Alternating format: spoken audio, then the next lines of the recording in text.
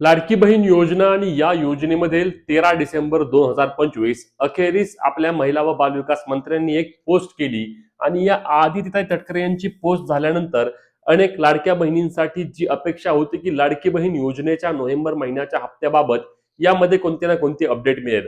लाडकी बहीण योजनेअंतर्गत ही महत्वाची अपडेट असणार आहे. या अपडेटनुसार ई केवायसी करणाऱ्या सर्व महिलांच्या सर्व शंका दूर करणारी महत्वाची बाब स्वतः महिला व बालविकास मंत्र्यांनी फेसबुक पोस्टच्या माध्यमातून दिली आहे, ज्यातूनच पुढील हप्त्याच्या वितरणाबाबत आणि त्यासोबतच लाडक्या बहिणींना कोणाला पुढचे पैसे मिळणार, कोणाचे पैसे बंद होणार, ई केवायसी नक्की कोणी करायची, प्रश्नांची उत्तरे काय द्यायची, असे सर्व विविध प्रश्न लाडक्या बहिणींना पडले आहेत. त्या सर्व प्रश्नांची उत्तरे या पोस्टच्या माध्यमातून आपल्या महिला व बालविकास मंत्र्यांनी दिली आहेत.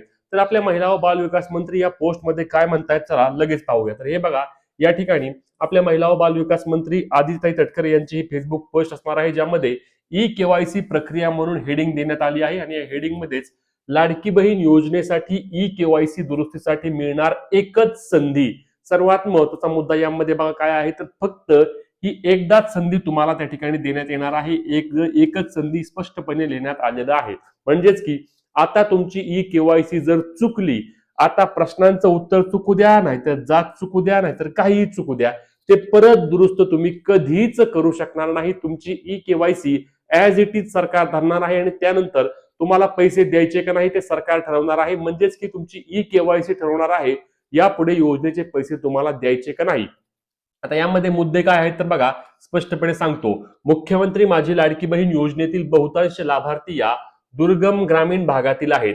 ई केवायसी प्रक्रिया करत असताना त्यांच्याकडून काही चुका होणे स्वाभाविक आहे आणि या चुका दुरुस्त करण्याची संधी मिळावी अशा आशयाची अनेक निवेदने विभागास प्राप्त झालेली होती.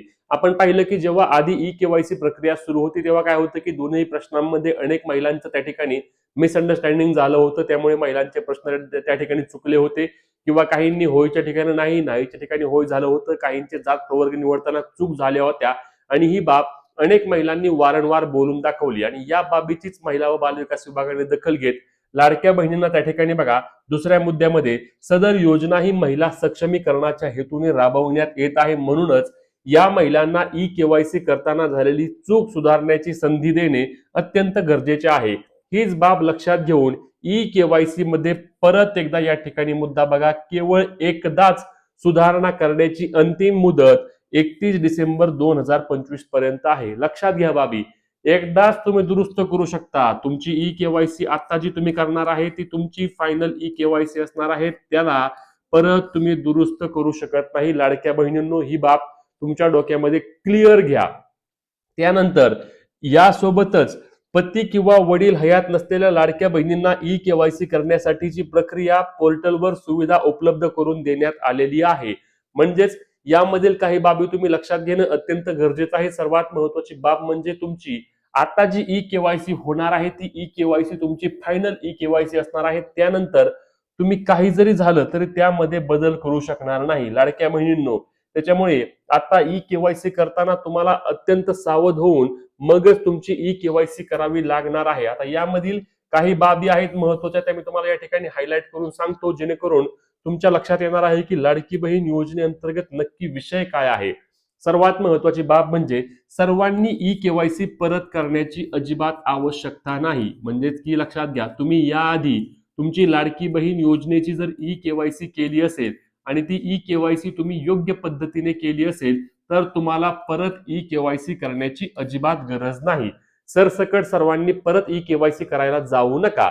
आता तुमची ई केवायसी आधी करताना जर चुकली होती तर नक्कीच तुम्ही तुमच्या ई केवायसीला या ठिकाणी दुरुस्त करू शकता. म्हणजेच की तुमची आधी ई केवायसी चुकली असेल तर नक्कीच तुम्ही वेबसाईटवर जाऊन तुमची ई केवायसी परत दुरुस्त करून घ्या.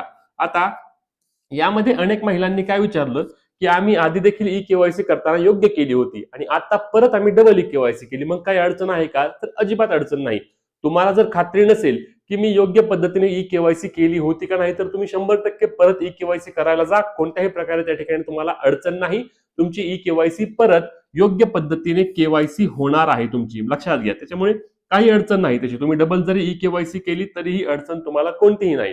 तिसरा महत्वाचा मुद्दा म्हणजे आता ई केवायसी करताना दोनही प्रश्नांच्या ठिकाणी तुम्हाला नाही नाही लिहायचं आहे. पहिले प्रश्न होते ते वेगळे होते आता बघा यामध्ये सुधारणा करून दोनही ठिकाणी तुम्हाला सुलभ गोष्टी उपलब्ध करून दिल्या आहेत. त्यामुळे दोनही ठिकाणी नाही नाही करायचं आहे तुम्हाला.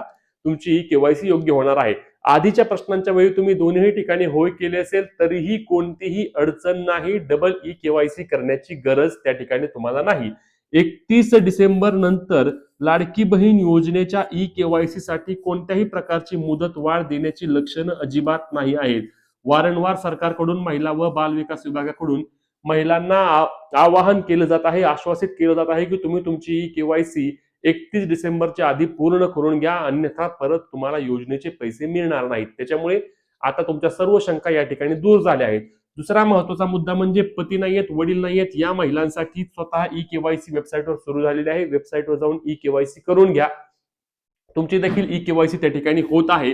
आणि ई केवायसी झाल्यानंतर तुम्हाला जे काही दाखले आहेत ते दाखले तुम्हाला अंगणवाडी सेविकांकडे जमा करावे लागतील.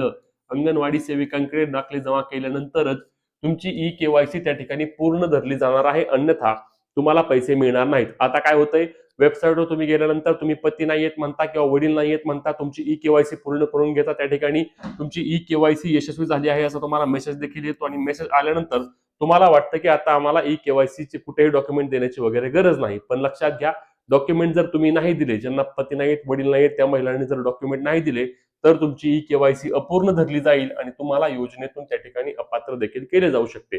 त्यामुळेच ई केवायसी बाबतच्या तुमच्या सर्व शंका आपण आजच्या व्हिडिओच्या माध्यमातून दूर केल्या आहेत. त्यामुळे ही महत्त्वाची व्हिडिओ जास्तीत जास्त लाडक्या बहिणींपर्यंत शेअर करायला आणि अशाच कामाच्या माहिती आणि अपडेटसाठी आपल्या पेजला फॉलो आणि चॅनलला सबस्क्राईब करा. भेटूया पुढच्या व्हिडिओ, तोपर्यंत